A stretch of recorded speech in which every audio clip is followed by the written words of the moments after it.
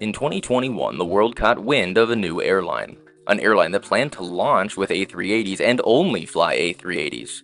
At the time, I'd still never left the country. But now, 4 years later, after an unbelievable amount of drama, we're in Glasgow, Scotland, to cover the first ever flight of Global Airlines as they fly to New York.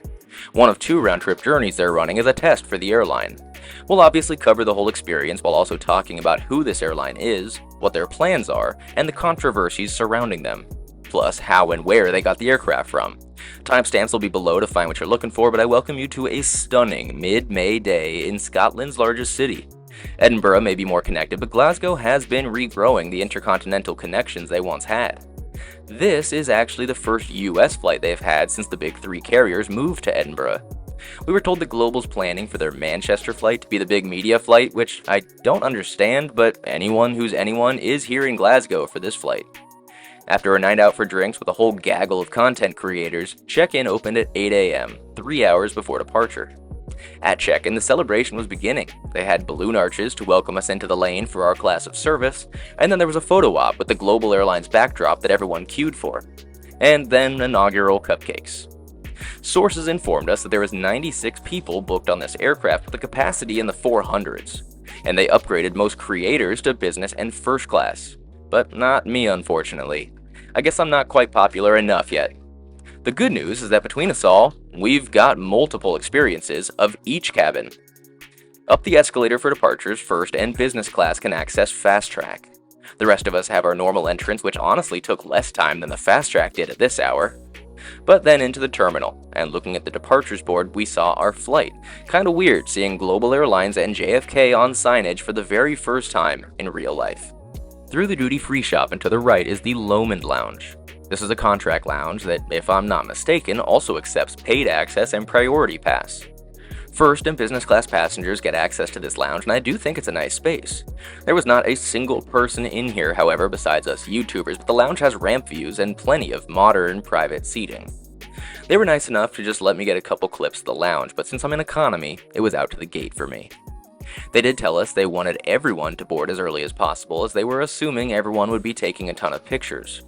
Glasgow's airport has 2 main wings of gates in this direction. The first one, off the central shopping hub, is used mostly by BA and budget airlines.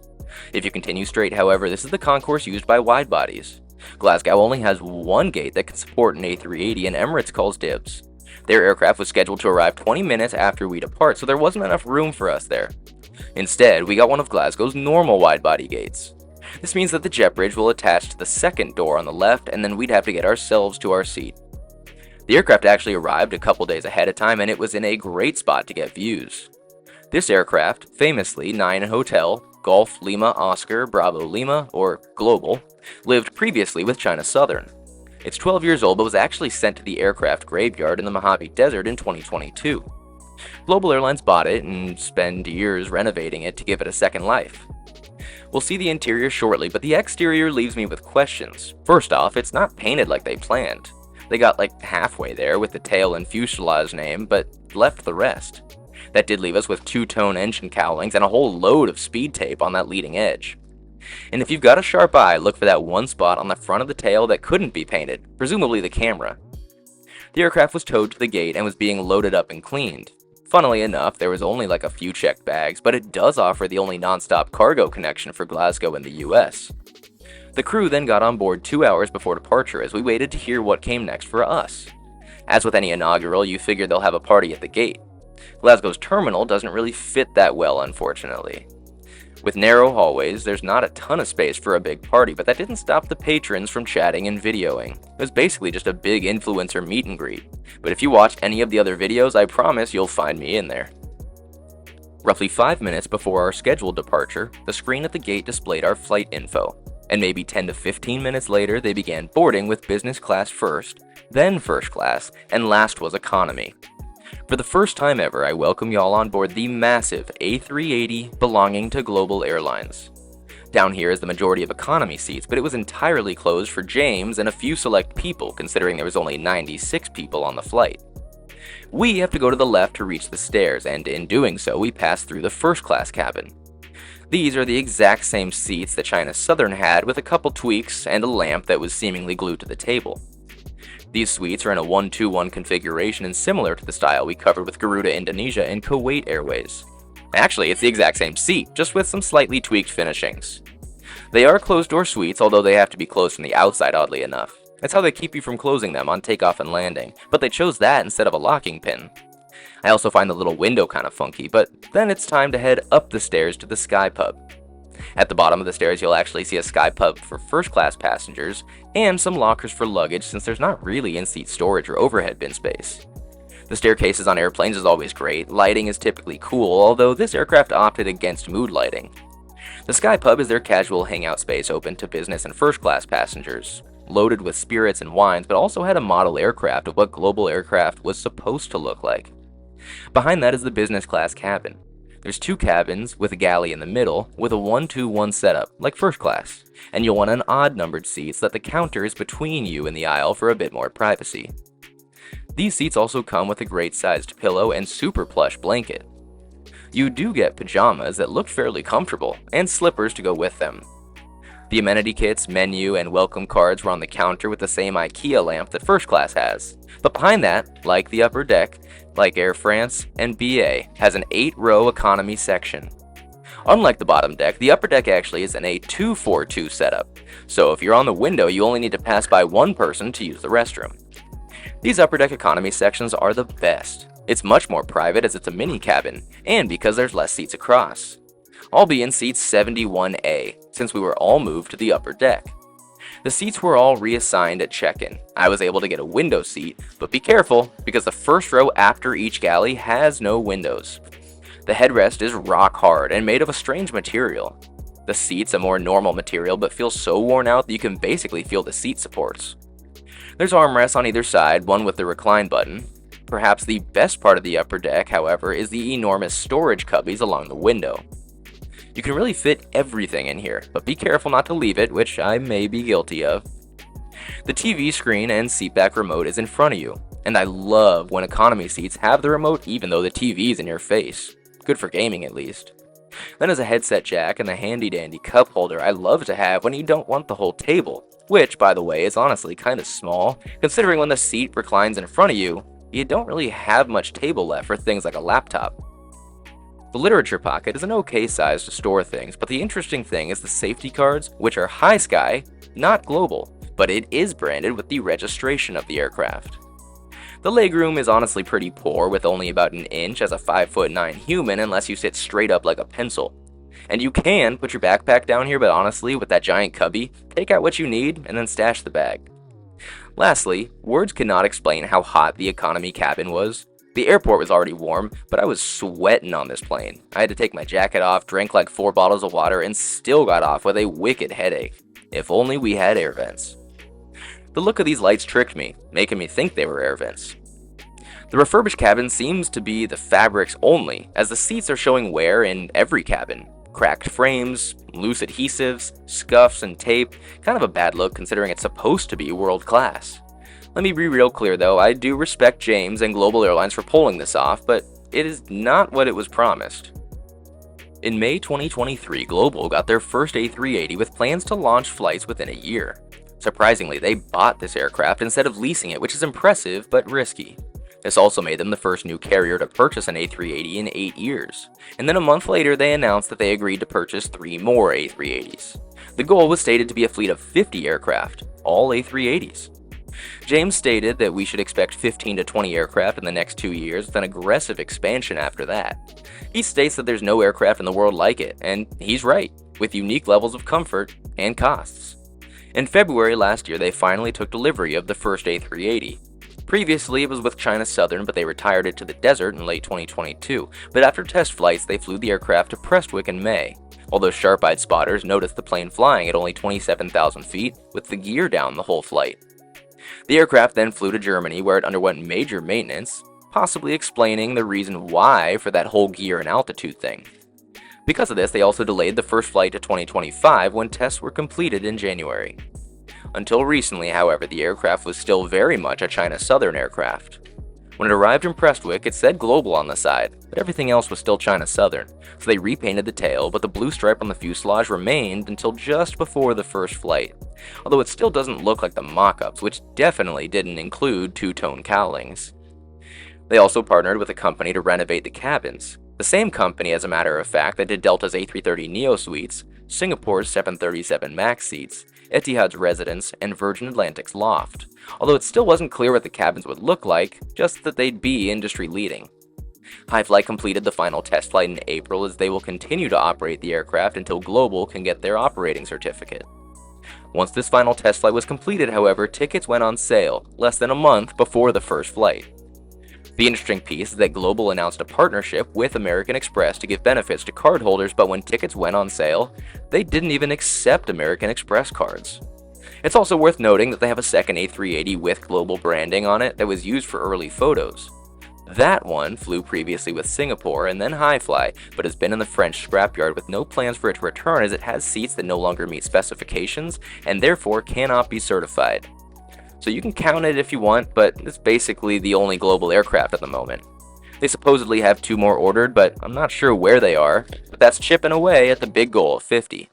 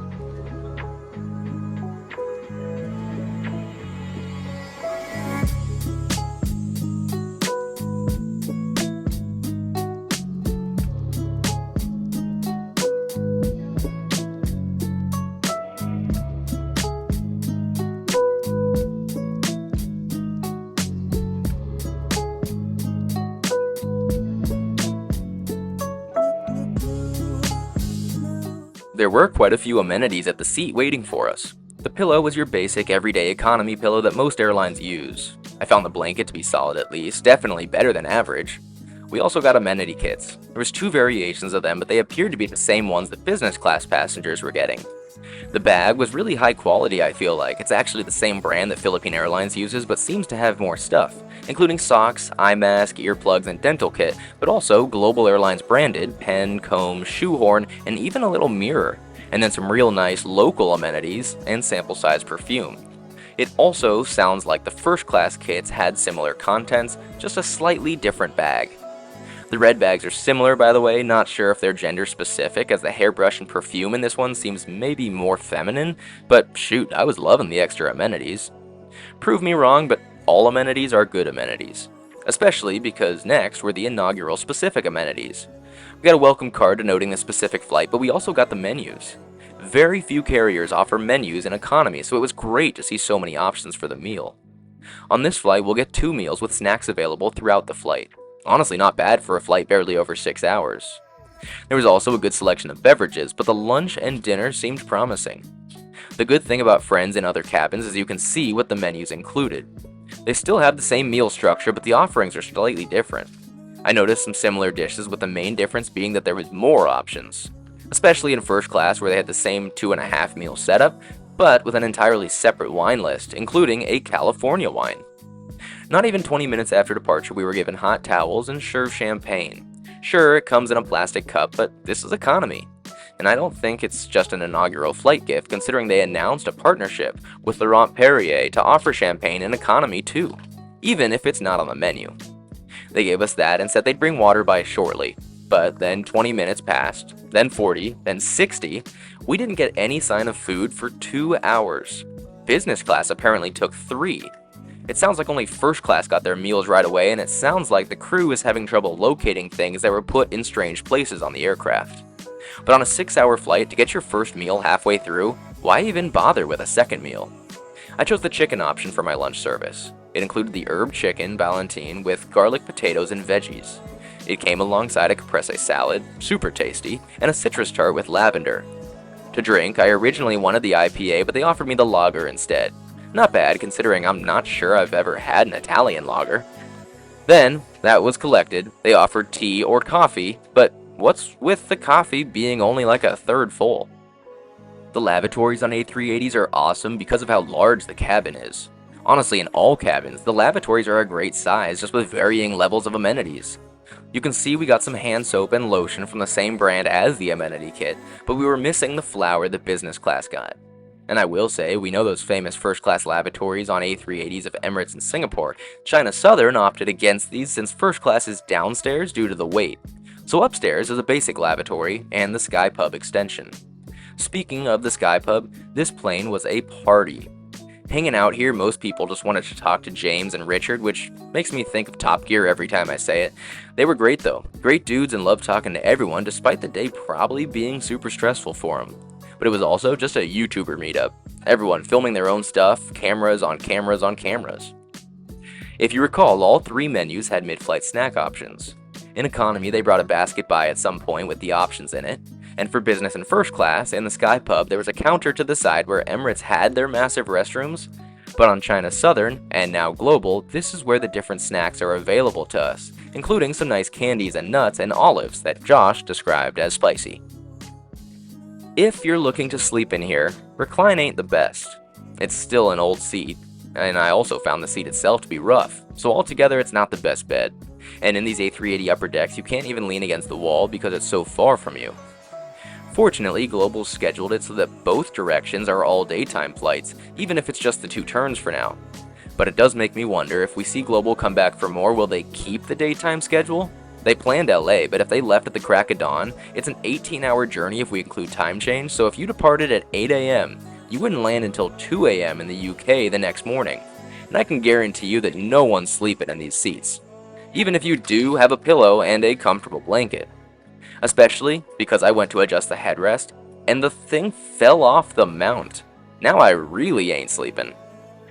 The entertainment was genuinely entertaining, just not in the way it should be.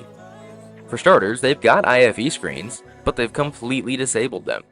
Apparently, when they said they were going back to the golden age of aviation, they meant the 1970s, when in-flight entertainment was a newspaper.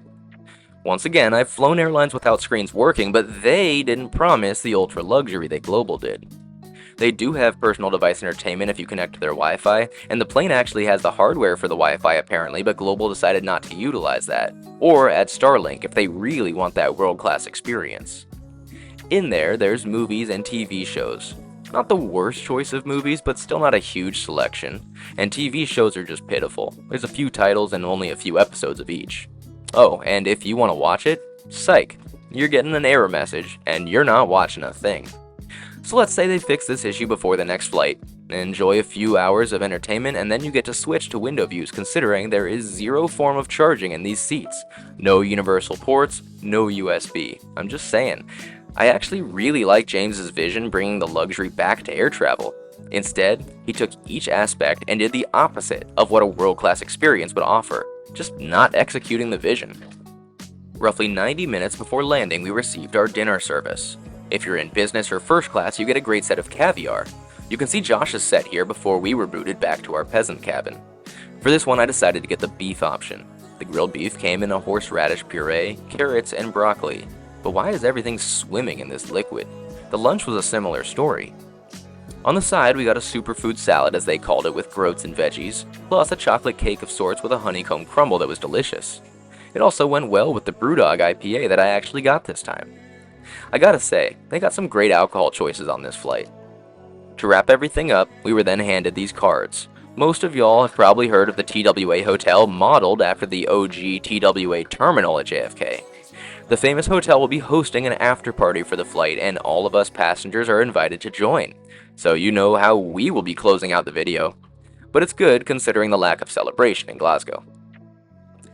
Welcome into the brainchild of James Asquith, travel personality, entrepreneur, and son of a pilot and flight attendant. Born into wealth, he built up more capital by buying bank stocks in the Great Recession before setting the Guinness World Record for being the youngest person to reach every country when he was 24.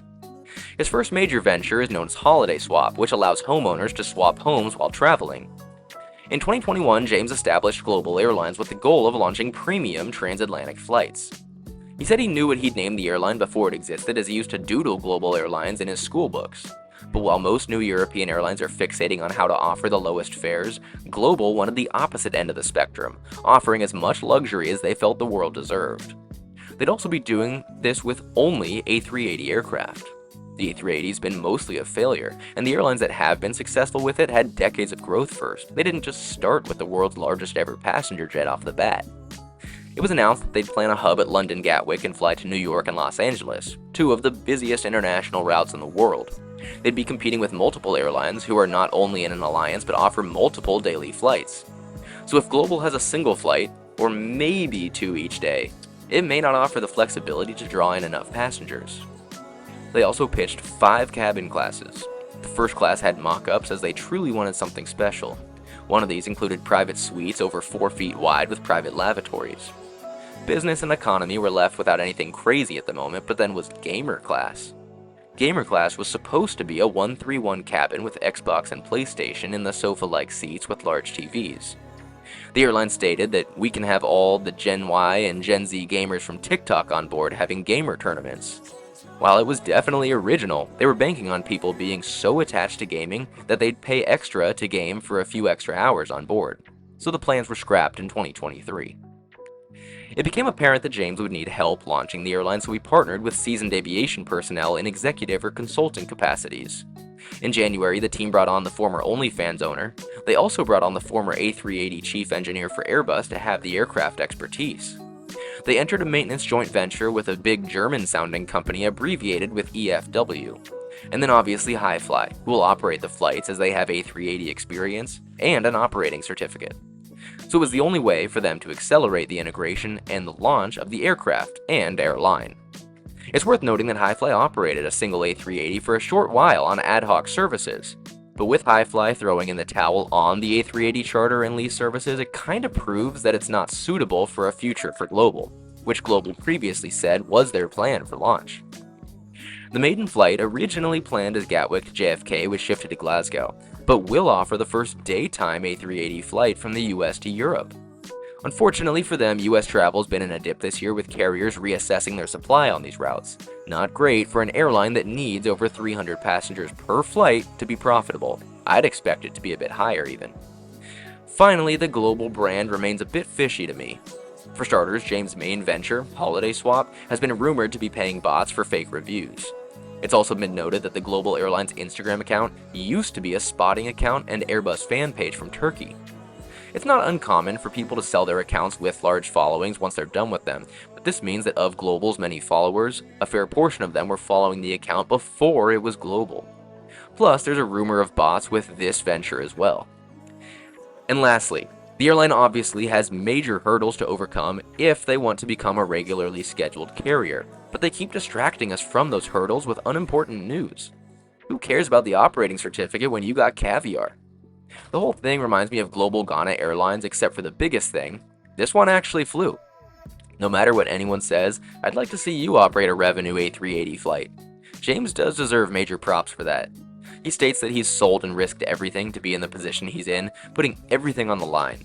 I do genuinely wish him luck, as he seems like a good guy, and there's no reason to go after him, but it's a risky business, and his credibility issues are tough.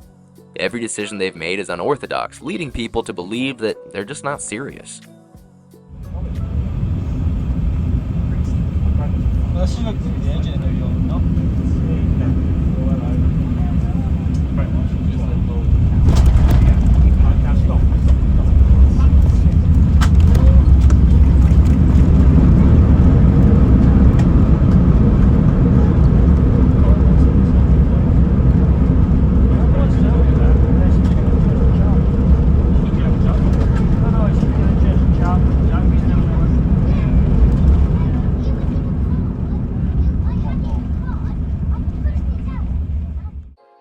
lot of people have criticized Global Airlines for years, myself included, full transparency.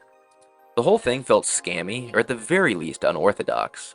As such, no one really thought it would ever fly. So at the very least, I give them major props for pulling the flight off. We remain to see if the airline will become the regularly scheduled luxury carrier that they aim to be. But for now, I'm honestly pleasantly surprised at what they were able to pull off. After seeing the aircraft in so many posts, it was surreal to see it in person for the first time. But while we think about our thoughts on the airline, we need to compare it to what they said the airline would be, an ultra-luxury carrier bringing back the golden age of air travel. While I'm happy for them pulling off this flight, it's far from the golden age. It's honestly behind the present age in most cases. For starters, the cabin is China Southern. Sure, there's some new colors and finishings, but it's China Southern. I went back and watched old China Southern A380 reviews, and it's the same thing. The cabin, despite being freshly renovated, just looks aged. The first class seats are a great size, but definitely look about 20 years old. Business class is worse in my opinion. I had a few friends in business on this journey, and there's damage to the seats and scuffs. Not the best look. By the way, you remember those gold lamps in first and business class? They're basically just little magnetic desktop USB-C lamps. You could snag one for the road in theory. And those are about the only thing that looks new. Economy was sad. The headrests are weird and uncomfortable. The upholstery is already peeling. Not to mention that the seats feel old. While it's not unheard of to have a cabin like this, it's definitely not the golden age of travel. The soft product was the one place I felt they exceeded, but only in about half of it. I did love the amenity kits for economy passengers. I've seen this before, but they're usually simple little things. This is a business class level amenity kit for economy class passengers. The same goes for the menu. Sure, there's less offerings compared to the higher classes of service, but still a fantastic perk to receive. The bedding wasn't horrible. The pillow was the same that every airline gives in economy, but I thought the blanket was actually better than your average economy blanket. The food itself is actually, I thought, pretty good quality, but what in the world is with the timing of that? It took us nearly 2 hours to get the first meal. Business class took nearly 3 apparently. And don't even get me started on the entertainment. You really couldn't have spent some money to license some entertainment for the screens? Or at least put the map on there. Even CAA, the Congolese carrier we covered last year, and the most chaotic flight of my life, had the map on their IFE screens. And if you want to use your personal device for entertainment, sorry, not only is the selection bleak, but they don't even work. The map worked, although not for everyone apparently. And with no charging ports, you're only as good as your battery life, and then your device becomes a pumpkin once more. Honestly, I'm so thrilled to be a part of this adventure. I don't dislike the people in charge of the airline, they're great people, and I really enjoyed talking to Richard, James, all of them. The pricing was a bit odd, I'll say. The fact a round-trip journey was under 400 quid was dang good. 2,000 for business and 4,000 for first is also crazy good. Although it was odd that you could only book it as a round trip, and that the booking site they used has like a 1-star rating. Although I'm assuming it's because of insurance and regulatory reasons if for some reason the flight was cancelled. And at the very least, as we've mentioned in a number of recent videos, there have been a major rise in high-spending leisure travelers since the pandemic. They'll need first and business class passengers to turn a profit, so this might play in their favor.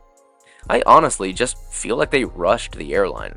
It seems that they were overeager to launch their airline, which is fair, but it sacrificed the entire business plan. Half the flight didn't even meet international long-haul standards, but some things were definitely exceeding it. As a whole, treat them like a budget airline. If you go on with similar mindsets to airlines like Norse or Scoot, you'll have an alright time. Definitely do not expect the world-class golden age of travel that was promised to us. Because when all said and done, that's not what we got. And that is the part that feels a bit like a scam. But after spending about $20,000 to park the airplane at JFK for 4 days, it'll fly back to Glasgow, then do a similar itinerary from Manchester, which, by the way, why are they leaving it in JFK for 4 days? But then what? Do you think we will ever see Global in the skies after that Manchester flight? Maybe as a charter airline, maybe it's a scheduled airline, or maybe not at all. But this experience has me like a kid in a candy shop. So much fun, so glad to be a part of it, so definitely let me know your thoughts below, and until next time, safe travels, and I'll see y'all next time.